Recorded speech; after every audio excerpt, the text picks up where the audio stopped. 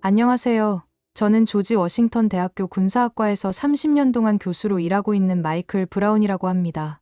오늘은 제가 최근에 진행했던 수업에 대해 여러분께 들려드리고 싶어 이렇게 글을 작성했습니다. 이 수업은 바로 뜨거운 감자로 오르고 있는 현재 한반도 정세에 대한 것이었습니다. 수업을 하고 있는데 학생들이 점점 지루해하는 것 같아 저는 학생들에게 최근 한국과 북한 사이의 긴장이 급격히 고조된 사건에 대해 언급했습니다. 북한 측에서 주장하길 한국이 무인기를 평양 상공으로 날렸다는 것이었죠. 이 사건으로 인해 한반도의 위기가 고조되고 있다고 설명했습니다. 여러분, 최근 뉴스를 보셨나요? 북한이 한국의 무인기가 평양 상공에 출현했다고 주장하면서 한반도의 긴장이 급격히 고조되고 있습니다. 하지만 이 사건의 진실은 과연 무엇이라고 생각하시나요? 이 말을 하자마자 강의실 전체가 긴장감으로 가득 찼습니다. 항상 퀭하던 학생들의 눈빛이 호기심으로 반짝였고 모든 이목이 저에게 집중되었습니다. 몇몇 학생들은 펜을 손에 쥐고 노트에 열심히 무언가를 적어내려가기 시작했고 다른 학생들은 고개를 약간 기울인 채 제 말을 놓치지 않으려는 듯 귀를 기울이고 있었습니다. 저는 이 순간을 즐기며 목소리에 더욱 힘을 실어 계속해서 말을 이어갔습니다. 많은 전문가들은 이 무인기 사건이 북한의 자작극일 가능성이 높다고 보고 있습니다. 왜 그럴까요? 그 이유는 북한의 내부 상황과 밀접한 관련이 있습니다. 학생들은 마치 숨소리조차 내지 않을 것처럼 집중해서 듣고 있었습니다. 강의실 안에는 침묵이 감돌았지만 그 침묵 속에서도 어떻게든 제 말 한마디를 주워들어 보려는 열정이 느껴졌습니다. 몇몇 학생들의 눈빛에서는 의문과 궁금증이 깃들어 있었고 또 다른 학생들의 표정에서는 새로운 통찰을 얻은 듯한 깨달음이 엿보였습니다. 이런 학생들의 반응을 보며 저는 더욱 열정적으로 설명을 이어갔습니다. 저는 학생들에게 북한의 현재 상황에 대해 설명했습니다. 심각한 경제난과 식량난, 코로나19로 인한 국경 봉쇄, 자연재해, 국제사회의 제재 등으로 인해 북한 주민들의 삶이 매우 어려워졌다는 점을 강조했죠. 이야기를 하면서 저는 칠판에 간단한 도표를 그려가며 북한의 경제 상황을 시각화했습니다. 학생들의 눈은 제 손과 칠판을 오가며 바쁘게 움직였고 몇몇 학생들은 고개를 끄덕이며 이해했다는 표시를 보냈습니다. 이런 상황에서 북한 정권이 가장 두려워하는 것이 무엇일까요? 바로 내부 결속력의 약화입니다. 그래서 그들은 외부의 위협을 과장하거나 심지어는 조작해서 주민들의 관심을 다른 곳으로 돌리려고 합니다. 이번 무인기 사건도 그런 맥락에서 이해할 수 있습니다. 이 말을 하자 몇몇 학생들의 표정이 변했습니다. 어떤 학생들은 놀란 듯한 표정을 지었고 또 다른 학생들은 잘 이해가 안 가는 듯 깊은 생각에 잠긴 듯 했습니다. 강의실 곳곳에서 작은 소곤거림이 들렸고 저는 학생들이 이 정보를 소화하는데 잠시 시간이 필요하다고 판단했습니다. 잠시 말을 멈추고 물을 한 모금 마신 후 저는 다시 이야기를 이어갔습니다. 그런데 왜 하필 이 시기에 이런 자작극을 벌였을까요? 그 이유는 바로 최근 한국에서 국군의 날에 공개한 현무5 미사일 때문입니다. 현무5는 한국이 최근 개발에 성공한 초대형 탄도미사일로 그 위력이 어마어마합니다. 이 미사일은 북한의 지하 벙커까지 파괴할 수 있는 능력을 갖추고 있다고 알려져 있죠. 저는 현무5의 능력에 대해 자세히 설명했습니다. 손짓을 곁들여가며 미사일의 크기와 구조를 설명하고 칠판에 간단한 도식을 그려가며 그 작동 원리를 설명했습니다. 학생들의 눈은 제 손과 칠판을 오가며 바쁘게 움직였고 몇몇 학생들은 고개를 끄덕이며 이해했다는 표시를 보냈습니다. 설명을 마치고 나서 저는 잠시 숨을 고르며 교실을 둘러보았습니다. 학생들의 표정에서 좀 더 알고 싶어하는 눈빛이 보였고 몇몇은 이미 질문을 준비하는 듯 했습니다. 그리고 이어서 말했습니다. 북한 입장에서는 현무5의 존재가 굉장히 위협적일 수밖에 없습니다. 자신들이 그토록 공을 들여 만든 핵무기의 은신처가 한순간에 무너질 수 있다는 공포감을 느끼고 있는 거죠. 그래서 북한은 이런 식의 자작극을 통해 우리도 만만치 않다는 메시지를 전달하려고 하는 겁니다. 이 시점에서 한 학생이 손을 들었습니다. 그 학생의 얼굴을 보자마자 역시라는 생각이 바로 스쳐가더군요. 저는 그 학생이 누구인지 잘 알고 있었습니다. 러시아 출신으로 예전에는 자신의 출신을 자랑스럽게 여기며 다른 학생들에게 러시아에 대해 자주 이야기했죠. 하지만 러시아의 우크라이나 침공 이후로는 오히려 자신의 출신을 숨기려고 하는 모습을 보여왔습니다. 제가 또 이번 북한 사건과 러시아를 엮을 줄 어떻게 알고서 이렇게 먼저 질문을 하는 건지 흥미로웠고 저는 평소처럼 그 학생의 질문을 받아쳐봐야겠다고 생각했습니다. 그 학생이 번쩍 든 손 때문에 강의실 전체가 그 학생에게 주목하더군요. 어떤 학생들은 무슨 질문을 할 것인지 궁금해서 호기심 어린 눈빛으로 그를 바라보았고, 다른 학생들은 또 이번엔 무슨 질문으로 분위기를 흐릴지 걱정하면서 약간 긴장한 듯한 표정을 지었습니다. 저는 내심 이 학생의 질문이 어떤 내용일지 궁금했습니다. 그의 질문이 수업의 흐름을 어떻게 바꿀지, 그리고 다른 학생들의 반응은 어떨지 기대되었거든요. 네, 질문이 있나요? 저는 그 학생을 지목했습니다. 러시아 학생이 말했습니다. 교수님, 한국이 현무5를 공개한 것도 북한을 자극한 것 아닌가요? 결국 한국도 긴장 고조에 한몫한 것이라고 생각하는데요. 그의 질문이 끝나자마자 강의실 안에 술렁임이 일어났습니다. 몇몇 학생들은 동의하는 듯한 표정을 지었고, 또 다른 학생들은 잘 모르겠다는 표정을 짓더군요. 저는 이 질문을 예상하고 있었지만 실제로 나오니 더욱 흥미진진한 토론이 될 것 같다는 생각이 들었죠. 그래서 잠시 생각을 정리한 후 저는 차분히 대답했습니다. 좋은 질문입니다. 하지만 우리는 상황의 전후 관계를 잘 살펴봐야 합니다. 한국이 현무5를 공개한 것은 북한의 지속적인 도발에 대한 대응이었습니다. 북한은 오랫동안 오물풍선이라고 불리는 것들을 한국으로 날려보내는 등의 도발을 해왔습니다. 이런 행위는 한국 국민들의 안전과 위생을 심각하게 위협하는 것이죠. 저는 잠시 숨을 고르고 계속 말을 이어갔습니다. 학생들의 표정은 더욱 진지해졌고, 몇몇 학생들은 고개를 끄덕이며 동의하는 것처럼 보이더군요. 게다가 북한은 핵무기와 미사일 개발을 계속해왔습니다. 이는 한반도 전체의 평화와 안정을 위협하는 행위입니다. 이런 상황에서 한국이 자국민을 보호하고 북한의 도발을 억제하기 위해 현무5를 개발하고 공개한 것은 당연한 조치라고 볼 수 있는 것이죠. 러시아 학생의 표정이 조금 굳어지는 것을 볼 수 있었습니다. 그 학생의 눈빛에서는 여전히 의문이 남아있는 듯 했지만 제 설명에 일리가 있다는 것을 인정하는 듯한 기색도 보였어요. 주변의 다른 학생들도 이 대화를 주의 깊게 듣고 있었고, 몇몇은 노트에 뭔가를 열심히 적고 있었습니다. 저는 이 기회를 놓치지 않고 더 자세한 설명을 덧붙였습니다. 더군다나 현무5 공개 이후에도 북한은 오물풍선 도발을 계속하고 있습니다. 이는 북한이 한국의 억제력 강화에도 불구하고 여전히 도발적인 태도를 버리지 않고 있다는 것을 보여주는 증거라고 볼 수 있어요. 이런 모습을 보면 한국의 현무5 공개가 북한을 자극했다기보다는 오히려 북한의 지속적인 도발이 한국의 방어 능력 강화를 불가피하게 만들었다고 보는 것이 더 정확하지 않을까요? 이 말을 끝으로 강의실이 물을 끼얹은 듯이 조용해지더군요. 학생들은 각자의 생각에 잠겨 있는 듯 했고, 러시아 학생은 고개를 숙인 채 뭔가를 깊이 생각하고 있는 것 같았습니다. 고개를 들어 저를 바라보던 러시아 학생은 다시 입을 열었죠. 하지만 교수님, 무인기 사건도 사실 한국이 보낸 건지, 북한에서 보낸 건지 아무도 모르는 상황 아닌가요? 어떻게 그렇게 단정지어 말씀해도 되는 건가요? 이 질문에 강의실 전체가 다시 긴장감으로 가득 찼습니다. 다른 학생들도 호기심 어린 눈빛으로 저를 바라보며 제 대답을 기다리고 있는 모양이더군요. 저는 당연히 이 질문에 대해 준비가 되어 있었기 때문에 미소를 지으며 대답했습니다. 좋은 지적입니다. 저는 미소를 지으며 말했습니다.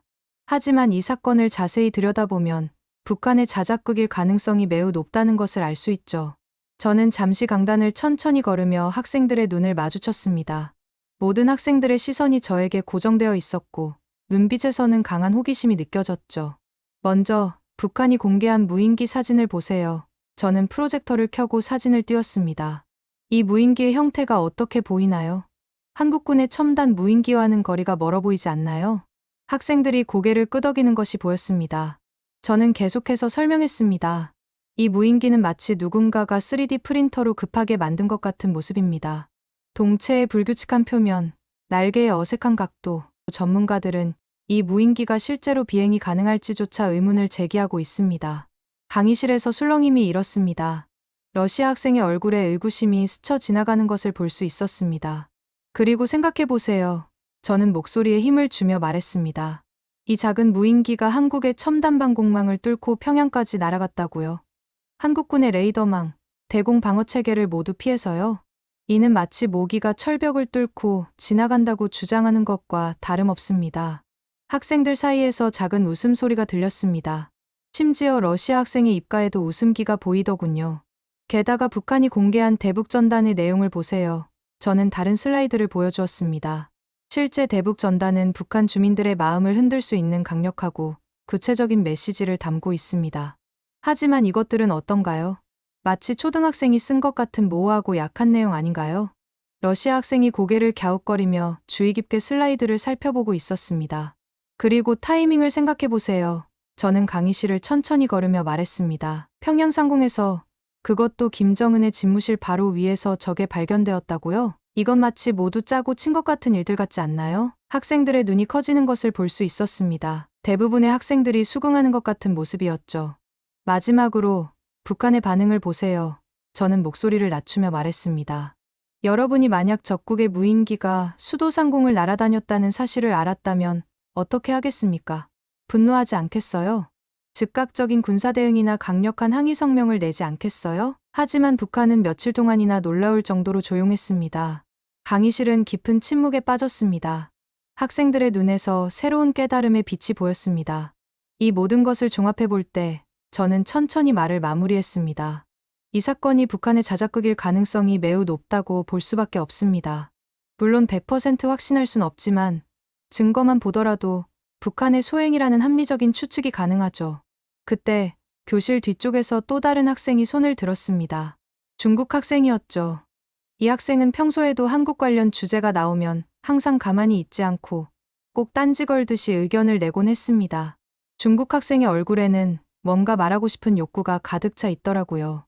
네, 말씀해보세요. 저는 그 학생을 지목했습니다. 중국 학생이 말했습니다. 교수님, 한국은 현무5가 북한을 겨냥해 제작된 무기라고 주장하고 있지만 실제로는 그렇지 않다고 생각합니다. 중국 학생의 목소리에는 확신이 가득했고 주변의 다른 학생들도 호기심 어린 눈빛으로 그 학생을 바라보았습니다. 저는 중국 학생의 말을 주의 깊게 들으며 앞으로 전개될 토론이 기대되더군요.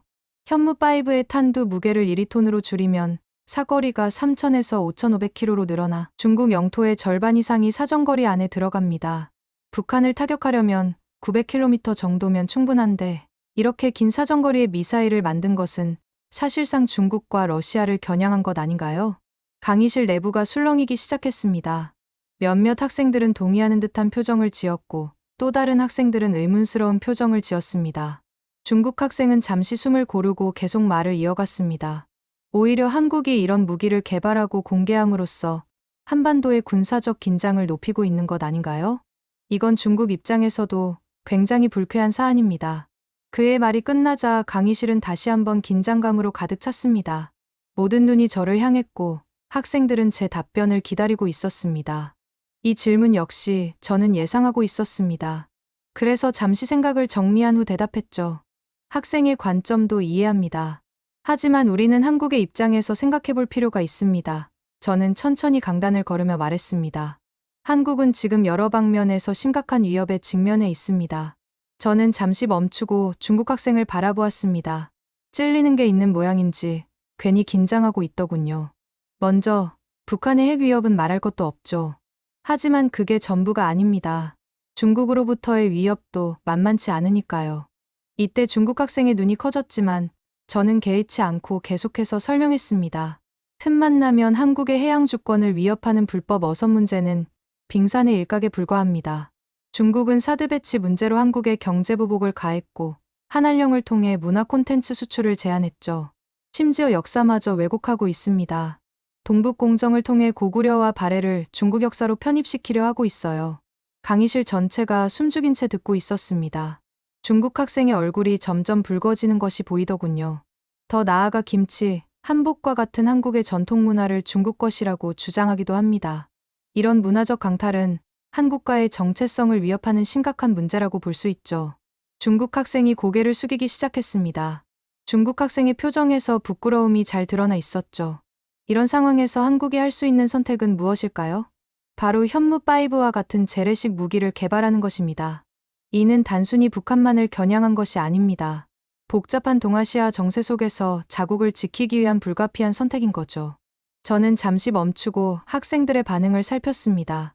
중국 학생은 여전히 고개를 들지 못하고 있었고 다른 학생들은 심각한 표정으로 듣고 있었습니다. 여러분, 생각해 보세요. 만약 여러분의 나라가 이런 상황에 처해 있다면 어떻게 하시겠습니까? 자국민을 보호하기 위해 아무것도 하지 않고 가만히 있겠습니까? 누군가가 당신의 집마당에 돌을 던지고 당신의 역사를 부정하고 당신의 문화를 빼앗으려 한다면 바보도 아니고 그냥 가만히 있을 수 있나요? 한국은 자국을 지키기 위해 할 수 있는 최선을 다하고 있는 것뿐입니다. 이는 어느 누구도 비난할 수 없는 정당한 행위입니다. 강의실 전체가 숨죽인 채 제 말을 듣고 있었습니다. 중국 학생의 표정이 점점 더 복잡해지는 것이 보이더군요. 게다가 한국은 현무 5를 먼저 사용할 의도가 전혀 없습니다. 이 무기의 목적은 순수하게 방어적이거든요. 북한이 핵도발을 시도하거나 한국 영토에 피해를 줄 경우 한국은 김정은의 집무실과 지하벙커를 언제든지 타격할 수 있다는 메시지를 전달하는 것뿐입니다. 이를 통해 북한의 어떠한 물리적 도발도 억제하고 결과적으로 한반도의 평화를 지키는 역할을 하고 있는 것입니다. 제 설명을 들은 중국 학생은 어쩔 수 없이 수긍하는 듯했지만 곧바로 다른 질문을 던졌습니다. 하긴 한국은 방어적일 수밖에 없는 게 애초에 미국 없으면 북한도 이기지 못하는 나라 아닌가요? 이 질문을 들은 저는 너무 어이가 없어서 잠시 웃음을 지었습니다. 그리고 차분히 대답했죠. 학생, 세상이 어떻게 돌아가고 있는지 잘 모르는 것 같군요. 최근 트럼프 전 대통령이 다시 한번 한국에 방위 분담금을 올려야 한다고 말한 것 들어보셨나요? 그것과 한국의 군사력이 무슨 상관인지 이해가 안 간다는 학생들의 표정이 궁금증으로 가득 찼습니다. 저는 계속해서 설명했습니다. 트럼프는 한국을 실제로 머니머신이라고 불렀습니다. 이는 미국 내에서 한국이 이미 강대국으로 인식되고 있다는 증거라고 볼 수 있죠. 실제로 미국 입장에서는 한국을 굳이 지켜줘야 할 필요성을 느끼지 못할 정도입니다. 이런 나라가 어떻게 북한에 밀릴 수 있겠습니까? 중국 학생의 표정이 점점 더 굳어가는 것이 보였습니다. 저는 더욱 자세한 설명을 이어갔습니다. 현실성을 말씀드리자면 한국의 국방력은 세계 5위 수준입니다. 반면 북한은 얼마 전까지만 해도 34위였는데 지금은 36위로 더 떨어졌죠. 이런 상황에서 북한이 실제로 한국과 전쟁을 벌인다고 해도 오래 버티기 힘들 겁니다. 저는 잠시 숨을 고르고 더 자세한 설명을 시작했습니다. 먼저 경제력 차이를 봅시다. 한국의 GDP는 북한의 약 50배에 달합니다. 이는 전쟁 수행 능력에 엄청난 차이를 만듭니다. 한국은 첨단 무기를 지속적으로 구매하고 개발할 수 있지만 북한은 그렇지 못하죠. 학생이 말한 군사력을 비교해 볼까요? 한국군은 약 60만 명의 현역 병력을 보유하고 있습니다. 북한은 약 120만 명으로 수적으로는 우위에 있지만 사실 이 부분도 수적으로 우위에 있다고 하기조차 부끄러운 게 한국의 예비군들은 현재 300만 명 가까이 있습니다. 물론 질적인 면에서는 비교가 되지 않고요. 한국군은 최신식 장비와 훈련을 받고 있지만 북한군은 구식 무기와 부실한 훈련에 시달리고 있죠. 공군력의 차이는 더 극명합니다. 한국은 F-35 스텔스 전투기를 비롯한 최신의 전투기들을 보유하고 있습니다. 심지어 최근에는 KF-21을 자체 개발하면서 또 한 번 한국의 전투기의 위상을 높였죠. 반면 북한 공군의 주력기는 1960년대에 만들어진 구식 전투기들이에요. 이런 상황에서 제공권 장악은 명백히 한국의 승리가 될 겁니다. 중국 학생은 자신이 원하는 대답이 나오지 않아서 그런지 표정이 점점 더 굳어가는 것을 볼 수 있었습니다. 하지만 저는 아랑곳하지 않고 설명을 이어갔어요. 그렇다면 해군력은 다르지 않겠냐고 생각할 수 있겠지만은 해군력도 마찬가지입니다. 한국 해군은 이지스 구축함을 비롯한 현대식 함정들을 운용하고 있습니다. 북한 해군은 대부분 소형 함정들로 이루어져 있어 원의 작전 능력이 매우 제한적이죠. 저는 잠시 숨을 고르고 마지막 설명을 덧붙였습니다. 그리고 주목해야 할 점은 한국의 뛰어난 방산 기술입니다. 최근 한국은 폴란드 외에도 K2 전차, K9 자주포, FA-50 경공격기 등 첨단 무기 체계를 수출하며 세계 방산 시장에서 두각을 나타내고 있습니다. 이는 한국의 방산 기술이 세계적 수준에 도달했음을 보여주는 좋은 예시죠. 실제로 한국은 현재 세계 방산 수출 순위 8위권에 진입했고 4위까지의 점유율은 0.1%밖에 차이가 나지 않을 정도로 격차가 크지 않습니다. 이렇게 한국은 지속적인 기술 혁신과 수출 다변화를 통해 글로벌 방산 강국으로 빠르게 성장하고 있습니다. 중국 학생의 표정이 점점 굳어가는 것을 보며 저는 말을 이어갔습니다. 더 중요한 것은 한국의 무기들은 이미 실전에서 그 성능이 검증되었다는 점입니다. 방산 수출을 통해 다양한 국가에서 실제 운용되고 있죠. 반면에 중국의 무기들은 어떨까요? 실전 경험이 전무하다시피 하고 공개된 스펙 역시 과장되었을 가능성이 높습니다. 중국 학생의 얼굴이 창백해졌습니다. 당황해서 말을 하려다 입을 다무는 게 보이더군요. 예를 들어 중국의 최신 전투기나 함정들의 실제 성능은 어떨까요? 우리는 그 성능이 어떤지 알 수 없습니다. 그저 중국 측에서 일방적으로 주장만 할 뿐이죠. 반면 한국의 K9 자주포는 실제 전장에서 그 위력을 입증했고 KF-21 전투기는 철저한 테스트를 거치고 있습니다. 결론적으로 전쟁은 단순히 무기의 화력과 성능만으로 결정되는 게 아닙니다. 우크라이나와 러시아의 전쟁을 보면 알 수 있듯이 보급 능력이 매우 중요합니다. 실전 경험, 기술의 신뢰성도 마찬가지죠. 이 말에 러시아 학생이 불편한 듯 몸을 뒤척이는 것이 보였지만 저는 계속 말을 이어갔습니다. 북한을 지원하겠다고 하는 러시아는 어떤가요? 3년이나 계속된 전쟁으로 인해 보급할 자원도 병력도 부족해서 북한으로부터 지원을 받고 있는 실정입니다. 강의실 안에서 학생들이 동요하는 게 보이더군요. 러시아가 북한의 지원을 받는다는 사실에 대해 놀라워하는 듯했습니다. 북한은 140만 대군이 한국의 무인기 도발로 인해 잦은 입대를 신청했다고 주장하고 있지만 여러분도 알다시피 북한이 그 정도 규모의 군대를 유지하는 것은커녕 국민들을 굶기지 않는 것조차 힘든 상황입니다. 140만 명에게서 지원받을 종이가 있는지조차 의문일 정도로 가난한 나라죠. 이 말에 몇몇 학생들이 웃으며 고개를 격하게 끄덕이더군요. 반면 한국은 어떤가요? 저는 목소리를 조금 더 높이며 말했습니다. 태평양을 장악하고 있는 미국의 전폭적인 지원을 받을 수 있습니다. 하지만 그것보다 더 중요한 건 한국 자체가 이미 선진국 반열에 올라 있다는 겁니다. 세계적인 수준의 군사력을 갖추고 있어 보급 문제에 대해 전혀 걱정할 필요가 없죠. 북한이 한국을 상대로 조금이라도 도발을 한다면 그날이 바로 김정은 정권이 지구상에서 사라지는 날이 될 겁니다. 그리고 중국 역시 한국의 털끝이라도 건드린다면 이미 전 세계에서 문제아 취급을 받고 있는 중국은 그날로부터 전 세계로부터 왕따가 되어 모든 보급을 스스로 해결해야 하는 지경에 이르게 되겠죠. 여러분이 저를 편향된 시각을 갖고 있다며 욕할 수도 있겠지만 이건 팩트입니다. 중국 학생은 이제 완전히 고개를 숙인 채 아무 말도 하지 못했습니다. 그 중국인 학생의 표정에서 한국에 대한 오만한 태도가 완전히 사라졌음을 볼 수 있었죠. 앞으로도 한국과 북한의 상황을 지켜봐야 하겠지만 지금처럼 한국에 대한 공포에 빠져 있는 북한이 한국을 상대로 전쟁을 일으킬 가능성은 사실상 제로에 가깝다고 볼 수 있습니다. 그리고 이는 북한뿐만 아니라 중국이나 러시아 같은 다른 어떤 나라에도 해당되는 이야기입니다. 학생들은 진지한 표정으로 고개를 끄덕였습니다. 저는 마지막으로 당부의 말을 전했습니다. 북한의 도발이나 러시아의 개입, 중국의 우려 등 모든 행동에는 그들만의 이유가 있습니다. 하지만 그것이 정당화될 수 있는지는 또 다른 문제죠. 우리는 항상 평화와 안정, 그리고 인류의 보편적 가치를 위해 무엇이 옳은지 고민해야 합니다. 러시아 학생과 중국 학생의 표정은 특히 복잡해 보였습니다. 한국의 현무 5개발이나 군사력 강화는 단순히 공격적인 목적이 아닌 자국민을 보호하고 평화를 유지하기 위한 노력의 일환입니다. 때로는 평화를 지키기 위해 강해져야 할 때도 있는 법이죠. 이 말에 대부분의 학생들이 동의하는 듯한 표정을 지었습니다.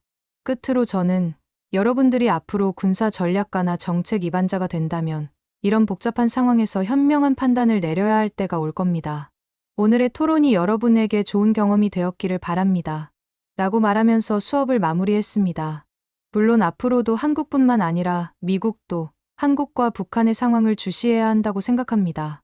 하지만 솔직히 말해서 북한의 행동은 스스로를 고립시키는 결과를 낳고 있다고 볼 수 있죠.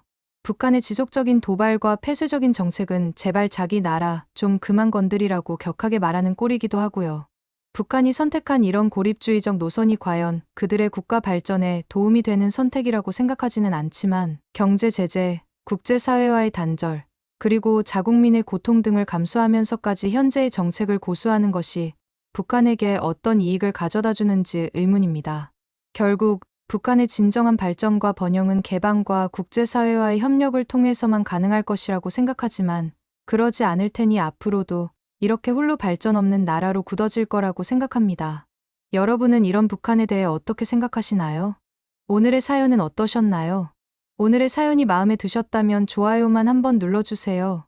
1초밖에 안 걸리지만 좋아요를 한번 눌러주시면 더 좋은 사연을 소개해드리는데 큰 힘이 된답니다. 긴 영상 시청해주셔서 감사합니다. 오늘도 행복한 하루 보내세요.